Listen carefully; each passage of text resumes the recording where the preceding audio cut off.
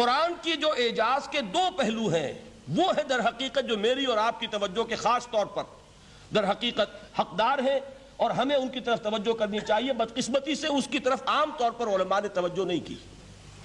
اس کی صرف ادبیت ہی کا چرچا ہوتا ہے.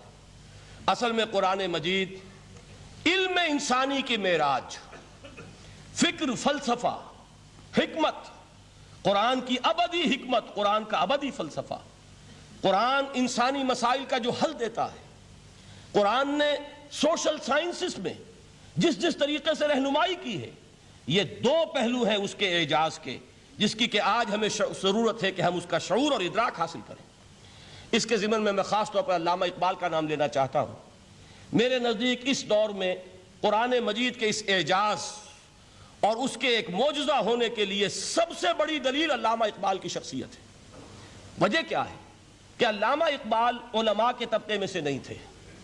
ظاہر بات ہے کہ جن کا پورا جو ہے جن کی زندگی گزرتی ہو قال اللہ و قال الرسول میں، ان کے دلوں میں عظمت قرآن کی، ان کے دلوں میں حضور کی محبت یہ تو سمجھیے کہ ہونی ہی چاہیے. ان کے شب و روز اسی میں گزرتے ہیں. لیکن یہ کہ ایک ایسا شخص جس کی تعلیم ہے کالجوں کی، یونیورسٹیوں کی، جس نے مشرق اور مغرب کے فلسفے کھنگال ڈالے، وہ شخص، اور وہ بھی اس دور میں جبکہ ہم پر مغرب سے مروبیت بہت شدید تھی. آج تو وہ مروبیت بہت کم ہو چکی ہے. آج تو ہمارا عام نوجوان جو ہے وہ آنکھوں میں آنکھیں ڈال کر بات کرتا ہے، اس میں خود اعتمادی ہے.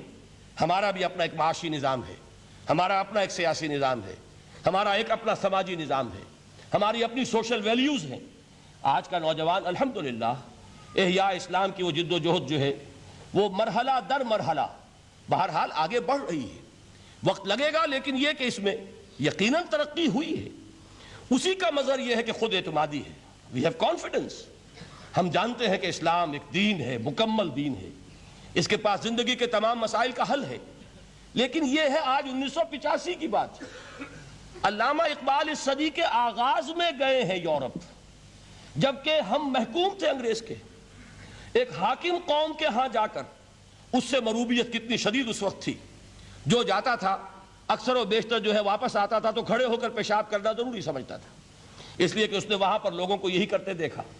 ان کا لباس، ان کی وضاقتہ، ان کی تہذیب، ان کا تمدن ہر طرح سے ان کے گن گاتا ہوا، ان کے لیے وہ بہت قصیدے جو ہے تعریف کے کہتا ہوا آتا تھا. لیکن ایک علامہ اقبال کی شخصیت وہ ہے کہ وہ یہ خود کہتے ہیں کہ میں اس آگ میں ڈالا گیا ہوں مثل خلیل. مغربی تہذیب کے اس الاؤ میں مجھے اس طرح ڈالا اللہ نے جیسے کہ حضرت ابراہیم کو آگ میں ڈلوایا. میں اس تہذیب کے اس الاؤ کے اندر سے ہو کر آ رہا ہوں اور میں نے یہ دیکھ لیا ہے کہ یہ تہذیب کھوکھلی ہے، اس کے اندر کوئی پائیداری نہیں ہے. نظر کو خیرہ کرتی ہے تب چمک تہذیب حاضر کی، یہ صناعی مگر جھوٹے نگوں کی ریزہ کاری ہے. اور دیار مغرب کے رہنے والوں خدا کی بستی دکان نہیں ہے. کھرا جسے تم سمجھ رہے ہو وہ اب زرے کا معیار ہوگا. تمہاری تہذیب اپنے خنجر سے آپ ہی خودکشی کرے گی. جو شاخ نازک پہ آشیانہ بنے گا ناپائیدار ہوگا. اب آپ اندازہ کیجئے وہ شخص جو بنیادی طور پر فلسفی ہے، فلسفے کا طالب علم ہے، وہ جرمنی اور انگلستان میں جا کر فلسفے کھنگالنے کے بعد اسے اگر تسکین حاصل ہوئی، اس کے جو علم کی پیاس تھی اگر اسے سیری حاصل ہوئی تو صرف قرآن کے ذریعے سے. نہ کہیں جہاں میں اما ملی، جو اما ملی تو کہاں ملی میرے جرم خانہ خراب کو تیرے عفو بندہ نواز میں. یہ وہ شخص ہے آخری زندگی میں ان کا کام صرف ایک رہ گیا تھا، قرآن کی تلاوت. بڑے بڑے فلسفی ملنے آتے تھے علامہ اقبال سے ملنے، وہ سمجھتے تھے بڑی لائبریری ہوگی. جیسے بڑے وکیل اس کی لائبریری آپ کو معلوم ہے کتنی جلدیں رکھی ہوں گی، خوبصورت جلدیں بنی ہوئی، ایسے ہی کوئی بڑا فلسفی، بڑا پروفیسر، اس کی سٹڈی، اس کی کتابیں بڑی مروب کن ہونی چاہیے. لیکن علامہ اقبال کے ہاں سب کتابیں اٹھوا دی تھی انہوں نے، صرف ایک کتاب رہ گئی. اور سید نذیر نیازی کا نام آپ نے سنا ہوگا. انہوں نے جب یہ گواہی دی ہے، یہ واقعہ شاید آپ کے علم میں نہ آیا ہو، یہ بہت اہم واقعہ ہے. وہ یہ لکھتے ہیں کہ میں نے ایک مرتبہ علامہ سے پوچھا کہ کچھ لوگ اعتراض کرتے ہیں یا یہ خیال ظاہر کرتے ہیں کہ آپ نے اپنا فلسفہ خودی نیٹشے سے لیا ہے، کوئی کہتا ہے فلاں سے لیا ہے، کوئی کہتا ہے فلاں سے لیا ہے. کچھ آپ خود بتا سکیں گے کہ آپ کے فلسفہ خودی کی سورس کیا ہے؟ تو علامہ نے کہا کہ اچھا کل فلاں وقت آ جانا تو میں تمہیں لکھوا دوں گا، ڈکٹیٹ کرا دوں گا. تو سید نذیر نیازی کہتے ہیں کہ میں بہت خوش ہوا کہ یہ سعادت میرے حصے میں آ رہی ہے. کہ علامہ اقبال خود مجھے تحریر کرائیں گے کہ میرے فلسفے کی سورس کیا ہے، میں نے کہاں سے اخذ کیا ہے۔ دوسرے روز وہ گئے، حاضر ہوئے، بڑے ہی ارمانوں کے ساتھ پینسل اور کاپی لے کر بیٹھے۔ علامہ نے فرمایا ذرا قرآن مجید نکال لاؤ۔